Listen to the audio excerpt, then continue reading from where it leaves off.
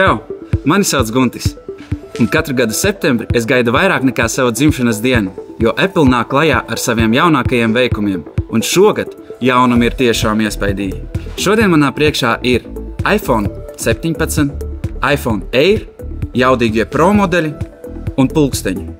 Un tagad īsumā par katru. iPhone 17 ir ieguvis spilgtāku displeju, kā arī tas ir 3 reizes izturīgāks pret skrāpējumiem. Un vēl gribu izcelt to, ka tagad arī bāzes modeļiem būs ProMotion ekrāns. Viss darbosies īpaši gludi, vienkārši izcili. Un jaunais iPhone Air ir kaut kas neticams. Tas ir plānākais iPhone, kāds jebkad ir bijis. Tikai 5,6 mm. Paskatieties paši! Un šis ir pirmais iPhone, kuram nav fiziskas SIM kartes, tikai eSIM. Šis noteikti patiks daudziem. iPhone Pro un Pro Max katru gadu no jauna pierāda, ka Apple zina, ko viņi dara. 17. sērijai ir jauns dizains, vēl izceltāka kamera un alumīnija korpus. Jā, tagad tas būs vēl izturīgāks.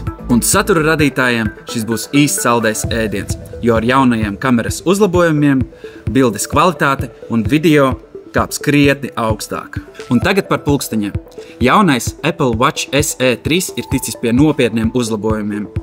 S10 procesors, kritiena noteikšana, ātrā uzlāde un mūzika patiešo no pulksteņa.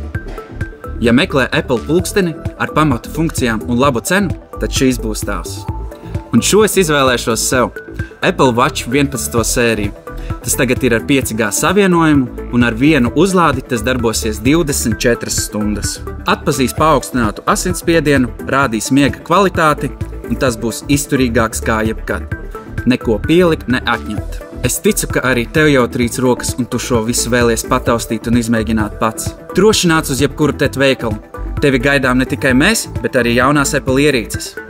Vai arī pasūti internetveikalā. Čau!